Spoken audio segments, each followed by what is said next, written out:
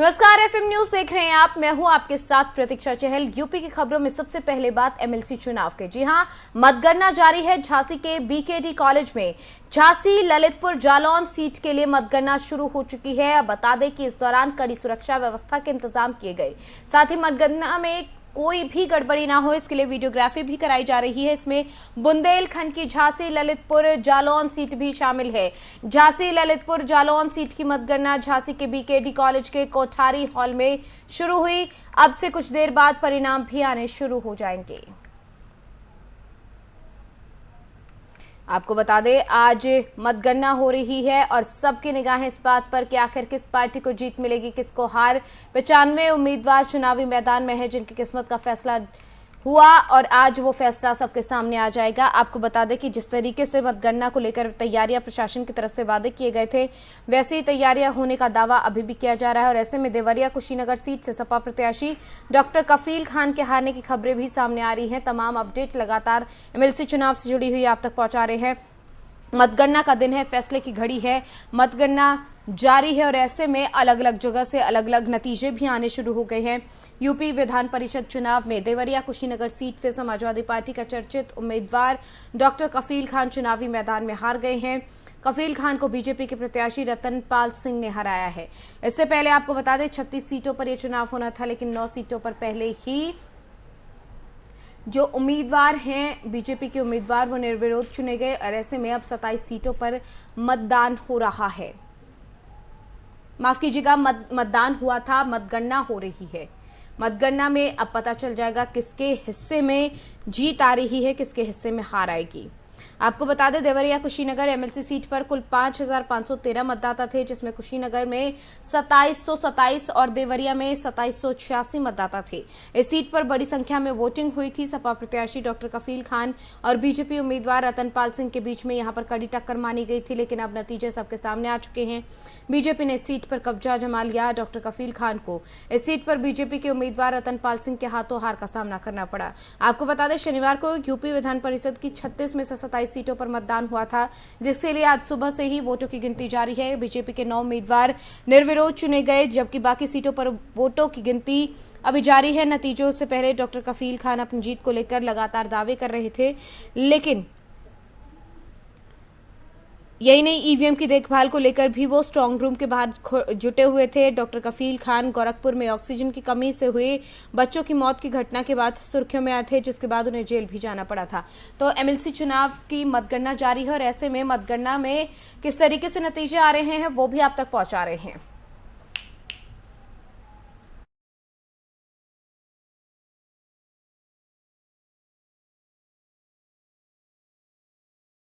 वहीं बहराइच में एमएलसी चुनाव में चल रही मतगणना में बीजेपी प्रत्याशी डॉक्टर प्रज्ञा त्रिपाठी जीत गई हैं। सपा प्रत्याशी अमर यादव को 231 वोट मिले, जबकि बीजेपी प्रत्याशी को 3419 वोट मिले।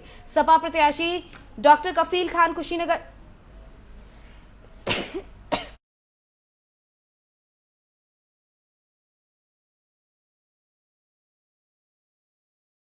प्रत्याशी डॉक्टर कफील खान कुशीनगर सीट से हार गए। उनको डॉक्टर रतनपाल सिंह ने हराया। हारने के बाद कफील खान ने कहा कि ये लोकतंत्र की हार हुई है, जीत किसी की नहीं।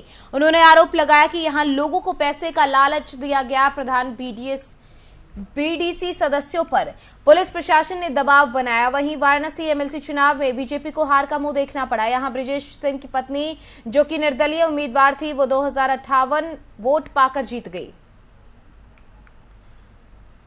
तो मतगणना जारी है और ऐसे में तमाम तरीके से तस्वीरें निकलकर सामने आ रही हैं। कहां कौन जीत रहा है, कौन हार रहा है, तमाम अपडेट लगातार आप तक पहुंचा रहे हैं।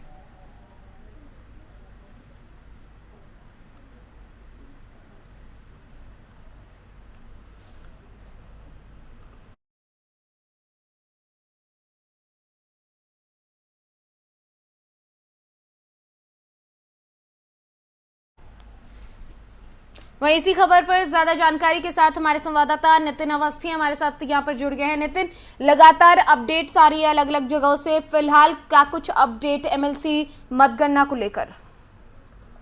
मैं आपको बताना चाहूंगा कि सबसे पहले लखनऊ उन्नाव की बात कर लो, क्योंकि सबसे मेन बताया जा रहा था कि सुनील साजन यहाँ से कहीं ना कहीं इस बार फिर से जीतेंगे, क्योंकि काफी उम्मीदें थी सपा की, लेकिन सब चकनाचूर हो गई और एक बार फिर से भाजपा के रामचंद्र प्रधान ने 3800 वोट पाकर एक बार अपना इतिहास बना दिया। और उन्होंने ये भी कमेंट किया कि जिस तरह से जो लोग आए थे वो अब चले गए, उनको दोबारा आने की जरूरत नहीं पड़ेगी। तो कहीं ना कहीं ये कहा जा सकता है कि लखनऊ उन्नाव के अलावा जो कई जिले ऐसे हैं, जो 10 जिलों का मैं आपको बताना चाहूंगा जहां पर भाजपा का अच्छा प्रदर्शन रहा और जीत हासिल कर ली है। कानपुर फतेहपुर की बात कर ली जाए तो वहां पर कमल खिला है। यहाँ पर भाजपा से अवनीश सिंह को 4600 वोट मिले हैं, जबकि सपा के दिलीप सिंह टल्लू जो यादव थे उनको 250 वोट मिले हैं। तो कहीं ना कहीं ये कहा जा सकता है कि कानपुर फतेहपुर और उन्नाव लखनऊ में अच्छा प्रदर्शन भाजपा का। वहीं बस्ती और सिद्धार्थनगर की बात कर ली जाए तो वहां पर सुभाष जो खड़े हुए थे उनको जीत मिली है कमल से, और भाजपा के सिंबल जो लड़े थे वो जीत गए हैं। बस्ती सिद्धार्थनाथ विधानसभा परिषद चुनाव में भाजपा को जीत मिली है। भाजपा के सुभाष यदुवंश को 5267 वोट मिले हैं। वहीं सपा के संतोष यादव सन्नी को 887 मत प्राप्त हुए। वहीं सुभाष यदुवंश ने जो 4280 वोट जीत दर्ज करी है। कहीं न कहीं भाजपाइयों में खुशी की लहर। सीतापुर की बात कर ली जाए तो वहां पर भी सपा की करारी हार हुई है। सीतापुर में भी कमल खिला है। यहाँ पर समाजवादी पार्टी को बुरी तरह से हार मिली है। भाजपा के पवन सिंह ने जीत दर्ज करी 3762 मत पाकर। भाजपा प्रत्याशी पवन सिंह ने एमएलसी पद का चुनाव जीत गए हैं और सपा प्रत्याशी को 61 मत मिले हैं, जबकि 40 मत अवैध पाए गए हैं। आपको बताना चाहूंगा फैजाबाद सीट जो भाजपा के हरिओम ने जीती है, वहां पर फैजाबाद सीट पर भारतीय जनता पार्टी को जीत मिली है। यहाँ पर भाजपा के हरिओम पांडे ने 2724 वोट प्राप्त किए हैं, जबकि सपा के हीरालाल को 1044 वोट मिले हैं। तो कहीं ना कहीं यहाँ पर भी भाजपा का बहुत अच्छा प्रदर्शन रहा है। देवरिया कुशीनगर की बात कर ली जाए तो एमएलसी सीट के काफिल खान यहाँ पर हारे हैं और भारतीय जनता पार्टी के प्रत्याशी डॉक्टर रतनपाल सिंह 4255 वोट मिले हैं। समाजवादी पार्टी के उम्मीदवार काफिल खान को 1031 वोट मिल सके हैं, जबकि यहाँ पर भाजपा के प्रत्याशी रतनपाल सिंह ने 3224 वोटों पर विजय प्राप्त कर ली है। तो कहीं ना कहीं ये भी एक अच्छा प्रदर्शन उनका रहा है। वहीं अगर बात कर ली जाए प्रसन्नदत्त द्विवेदी की जो फारुखाबाद एमएलसी सीट पर जो चुनाव लड़ रहे थे, उन्होंने भी अच्छा प्रदर्शन किया है। भाजपा प्रत्याशी को कहीं ना कहीं यहाँ पर 1428 वोट मिले, जबकि सपा प्रत्याशी 238 वोट ही पा सके हैं। और इसके अलावा निर्दलीय प्रत्याशी नरेंद्र यहाँ पर खड़े हुए थे, उनको 7 वोट मिले हैं। भाजपा प्रत्याशी प्रद्युम्न द्विवेदी को ने 1190 से आगे चल रहे थे और यहाँ पर डिक्लेयर नहीं हुआ, लेकिन ये बताया जा रहा है कि यहाँ पर भी वो जीत के करीब है और कुछ ही पल में जीत डिक्लेयर हो जाएगी। आजमगढ़ की बात कर ली जाए तो वहां पर भी कई गंभीर आरोप पहले लगाए जा चुके हैं। सपा के राष्ट्रीय अध्यक्ष द्वारा अखिलेश यादव कि वहां पर कहीं ना कहीं कैप्चरिंग कर ली गई बूथ की, ऐसा कुछ बताया जाए, लेकिन ऐसा कुछ मामला सामने नजर नहीं आ रहा, क्योंकि वहां पर प्रशासन काफी सख्त था। भाजपा प्रत्याशी अरुण कुमार यादव ने पार्टी का समर्थन न मिलने के कारण आरोप लगाया, जबकि बता दें कि अरुण सपा विधायक रमाकांत यादव के पुत्र थे। तो वही बात कर ली है जौनपुर की भाजपा सीट यहाँ पर भी जीतती हुई नजर आ रही है और जीत गई है लगभग माना जा रहा है, क्योंकि जौनपुर में लगातार दूसरी बार ब्रजेश सिंह पिंटू एमएलसी बने हैं। 3130 वोट मिले हैं। पूर्व सांसद धनंजय सिंह के करीबी ब्रजेश सिंह को बताया जाता है और भाजपा के प्रत्याशी बनाया जाता है। वहीं सपा के डॉक्टर मनोज कुमार यादव को कुल 772 वोट मिले। तो यानी पर जौनपुर में भी कहीं ना कहीं भाजपा का परचम लहरा गया। तो मेरठ की बात कर ली जाएगा तो मेरठ में भी भाजपा का परचम लहराता हुआ नजर आ रहा है। धर्मेंद्र भरद्वाज ने एमएलसी चुनाव में जीत हासिल की है। धर्मेंद्र भरद्वाज ने 3708 वोट मिले हैं। वहीं कैंसिल वोटों की संख्या अगर कर ली जाए तो 119 कैंसिल भी हुए। यहाँ पर जिले में कुल 4040 वोट पड़े हैं। गठबंधन को सुनील रोहता को 227 वोट ही संतोष करना पड़ा है। तो कहीं ना कहीं ये कहा जा सकता है कि भाजपा का हर जगह अच्छा प्रदर्शन रहा है। आगरा और फिरोजाबाद एमएलसी चुनाव की बात कर ली जाए तो वहां पर भी भाजपा से विजय शिव हरे 3266 वोट मिले हैं, जबकि सपा के दिलीप सिंह को हराकर आगरा फिरोजपुर एमएलसी चुनाव में जीत हासिल की है। तो सपा के दिलीप सिंह जो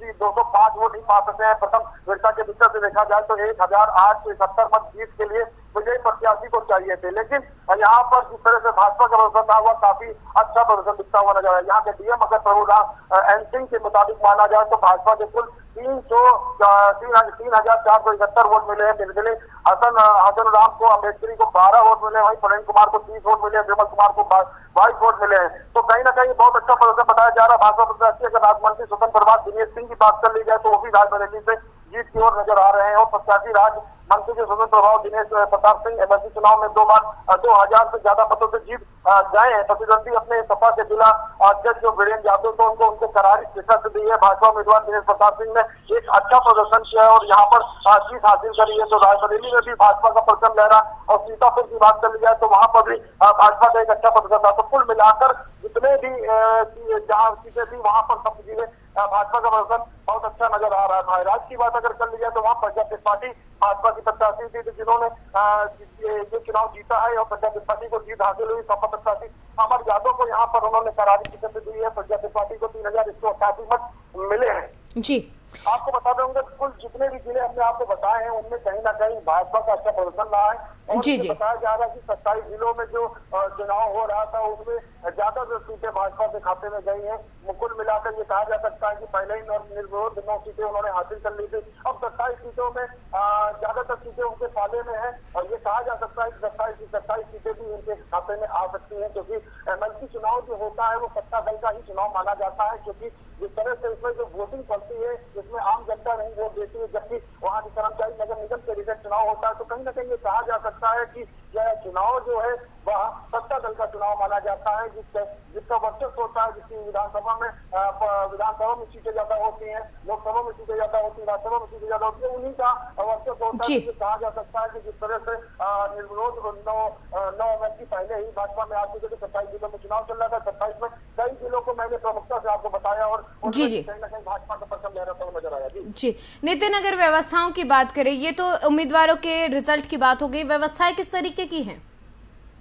बिल्कुल आपको परीक्षा भी बताऊं चाहूंगा कि जिस तरह से प्रशासन ने यहाँ पर कलेक्ट्रेट में जिस तरह सारे इंतजाम किए थे सुरक्षा को लेकर, काफी काउंटिंग को लेकर, जो उनके ऊपर आरोप लगाए जा रहे थे कि जैसे बूथ कैप्चरिंग का आरोप पहले अखिलेश यादव ने लगाया कि एमएलसी चुनाव में कहीं ना कहीं बूथ कैप्चरिंग की जा रही है, ऐसा कुछ बताया जा रहा था, लेकिन कुछ ऐसा देखने को नहीं मिला, क्योंकि जिस तरह से जो चुनाव था उसमें भी ज्यादा लोग चुनाव में मतगणना में मतदान डालने नहीं आ सकते, क्योंकि जो लोग यहाँ पे थे वो आपको मैंने बताया कि आम लोगों का ये चुनाव नहीं होता है, इसमें सत्ता दल का ही चुनाव माना जाता है। तो कहीं ना कहीं ये कहा जा सकता है कि जिसका वर्चस्व होता है, जिसके विधानसभाओं में सीटें ज्यादा होती है उसका प्रभाव होता है, क्योंकि उनके विधायक सक्रिय होते हैं, वो वोट डालने जा सकते हैं। तो कहीं ना कहीं ये कहा जा सकता है कि जिस तरह से यहाँ पर सुरक्षा का पुख्ता इंतजाम किया गया उसमें कोई भी छेड़खानी नहीं नजर आई है और शांतिपूर्वक यहाँ पर मतगणना हुई। जिस तरह से चुनाव शांतिपूर्वक था उस तरह से शांतिपूर्ण मतगणना भी हुई, सारी व्यवस्था की गई, गर्मी से बचने के लिए सारे खाने पीने के इंतजाम किए गए। तो कहीं ना कहीं ये कहा जा सकता है कि एक अच्छा रिजल्ट रहा है और मतगणना को लेकर काफी सुरक्षा का इंतजाम किया गया। जी बहुत शुक्रिया नितिन इस तमाम जानकारी के लिए। तो एमएलसी चुनाव के बाद अब मतगणना जारी है, जिन जो प्रत्याशी हैं उनका फैसला आ चुका है, वो हमने आपको अपडेट बताई। बहुत शुक्रिया नितिन इस तमाम जानकारी के लिए। तो हमारे संवाददाता लगातार आपको बता रहे थे कहां से किसे जीत मिल रही है, किसे हार मिली है। डॉक्टर कफील खान को हार का सामना करना पड़ा है। बीजेपी अब तक बहुत अच्छा प्रदर्शन करते हुए नजर आ रही है, हालांकि ये कहा जाता है जो सत्ता में है उसको यहां पर जीत के चांसेस ज्यादा होते हैं एमएलसी चुनाव में, और कुछ ऐसी ही तस्वीरें सामने आ रही हैं।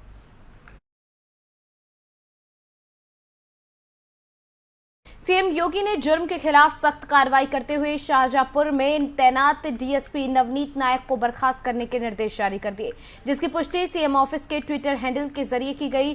शाहजहांपुर में तैनात डीएसपी नवनीत नायक पर कुछ समय पहले छतरपुर मध्य प्रदेश की युवती ने रेप का मुकदमा दर्ज कराया था। पीड़िता यूनिसेफ में काम करती है और मध्य प्रदेश में रहती थी। जानकारी के मुताबिक पट्टी सर्किल के सीओ नवनीत नायक की फेसबुक के जरिए एमपी की युवती से दोस्ती हुई, जिसके बाद युवती नवनीत से मिलने प्रतापगढ़ भी आती थी। युवती ने डीएसपी पर शादी का झांसा देकर यौन शोषण का आरोप लगाया, जिसकी शिकायत पर नवनीत नायक को 12 अक्टूबर 2021 को निलंबित कर दिया गया था। इस मामले पर एसआईटी की जांच पूरी होने के बाद अब मुख्यमंत्री योगी आदित्यनाथ ने डीएसपी को बर्खास्त करने के निर्देश देकर प्रदेश प्रशासन में लोगों की उम्मीद को कायम रखा है।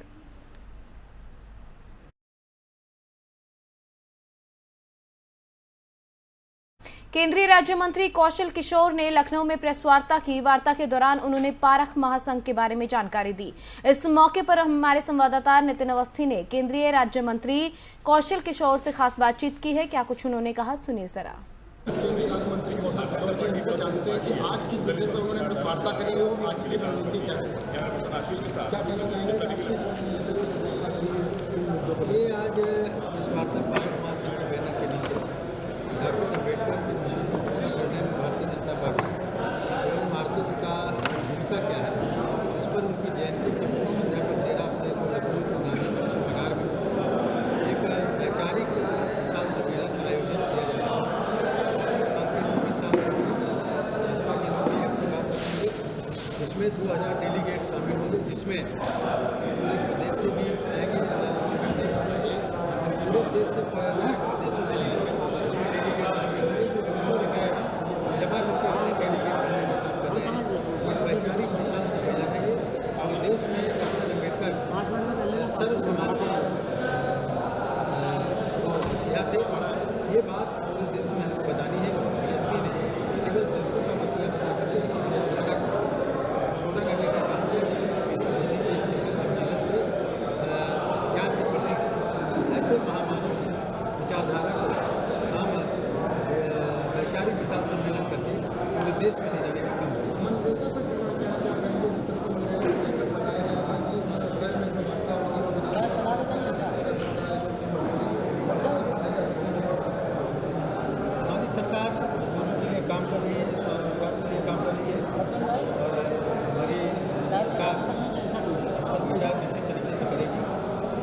जरूरत समझेगी कि मनरेगा के लोगों को और पैसा बढ़ाना है या उनका काम और बढ़ाना है, तो निश्चित तरीके से कांग्रेस की पेमेंट से ज़्यादा धन दे रही है हमारी सरकार, और काम भी देने का काम करेगी और पैसे भी ज़्यादा देने का काम करेगी। आगे जरूरत समझेगी तो उसको भी बढ़ाने का काम करेगी।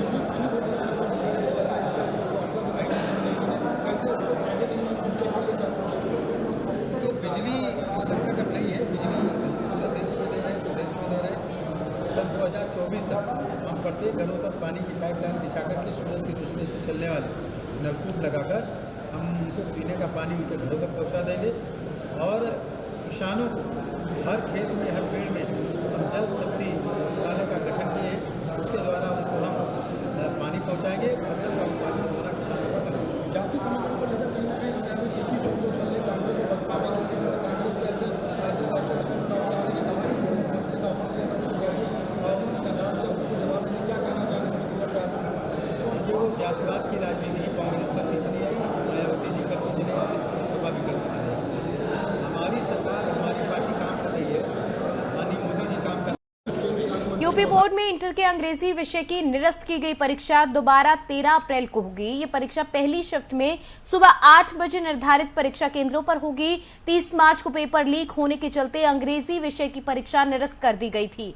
परीक्षा निरस्त होने से परीक्षा केंद्र पर पहुंचे परीक्षार्थियों को काफी मायूसी हुई। इसके चलते राजकीय नौरंगी लाल इंटर कॉलेज के गेट पर परीक्षार्थियों ने हंगामा भी किया था। बोर्ड के खिलाफ नारेबाजी भी की गई थी। DIOS डॉक्टर धर्मेंद्र शर्मा ने बताया कि 13 अप्रैल को 30 मार्च की दूसरी पाली में निरस्त अंग्रेजी विषय की परीक्षा होगी। उन्होंने कहा कि परीक्षा शुरू होने से पहले परीक्षा केंद्रों पर उम्र से ज्यादा दिखने वाले परीक्षार्थियों के अभिलेखों का निरीक्षण भी किया जाएगा।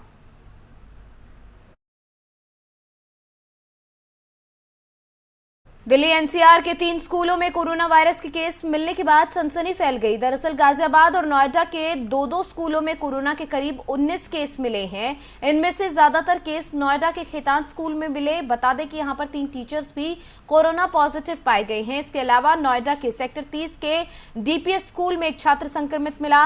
वहीं गाजियाबाद के सेंट फ्रांसिस स्कूल और कुमार मंगलम स्कूल में भी कोरोना के 5 केस मिले हैं। दोनों स्कूलों को 3 दिन के लिए बंद करने का फैसला लिया गया ताकि संक्रमण फैलने से रोका जा सके। वहीं गाजियाबाद स्वास्थ्य विभाग के मुताबिक जिले में 2 स्कूलों में 5 बच्चे संक्रमित मिले हैं। स्कूल परिसर को सैनिटाइज किया गया। इसके अलावा रैपिड टेस्ट भी किया गया है।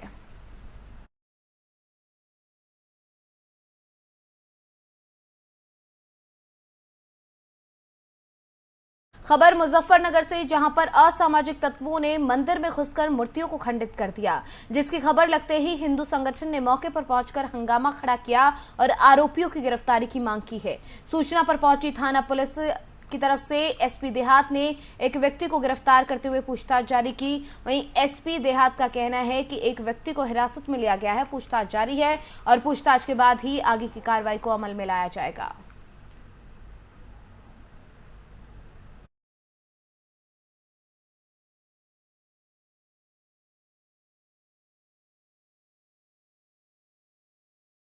वहीं गोरखपुर के गोरखनाथ मंदिर के बाहर तैनात सुरक्षा कर्मियों पर हमले के मामले में गिरफ्तार अहमद मुर्तजा अब्बासी अगले 5 दिनों तक फिर पुलिस कस्टडी में है। बता दें कि UP ATS ने गोरखपुर कोर्ट के सामने सोमवार को मुर्तजा अब्बासी को पेश किया और पुलिस रिमांड बढ़ाने की अर्जी दी थी। साथ ही बता दें कि गोरखपुर जिला और सत्र न्यायालय में सोमवार को सुबह 9 बजे से ही सुरक्षा को लेकर नाकेबंदी शुरू कर दी गई। कोर्ट की तरफ से जाने वाले हर रास्ते पर कर्मी तैनात किए गए। कोर्ट परिसर के अंदर जो रास्ता ACJM कोर्ट की तरफ जा रहा था, वहां पर बैरिकेडिंग लगाकर PAC और गोरखपुर पुलिस के जवान तैनात किए गए।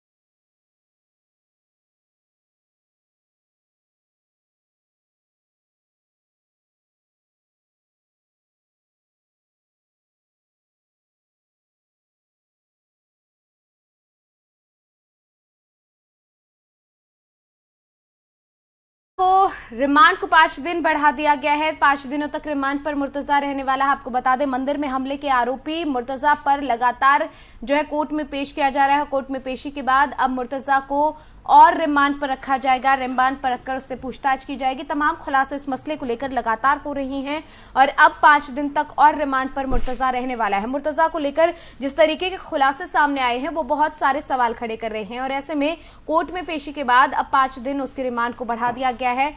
आगे अब किस तरीके से और खुलासे होंगे, इस पर सबकी निगाहें रहने वाली हैं।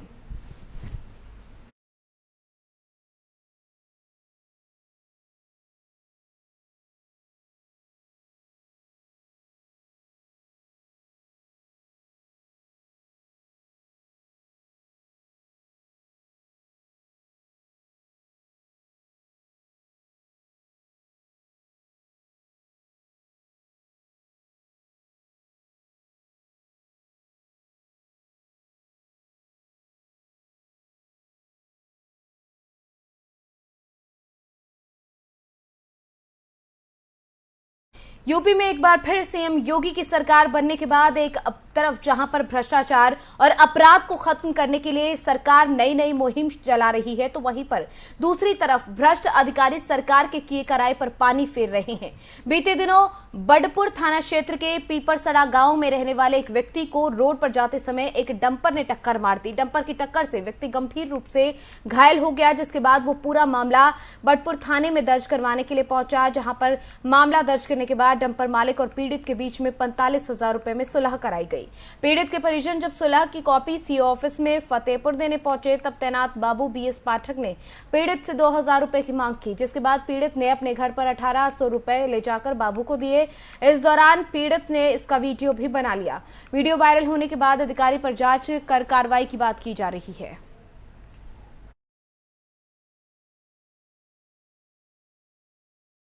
चलिए, यूपी की खबरों में फिलहाल मेरे साथ इतना ही। आप देखते रहिए एफएम न्यूज। नमस्कार।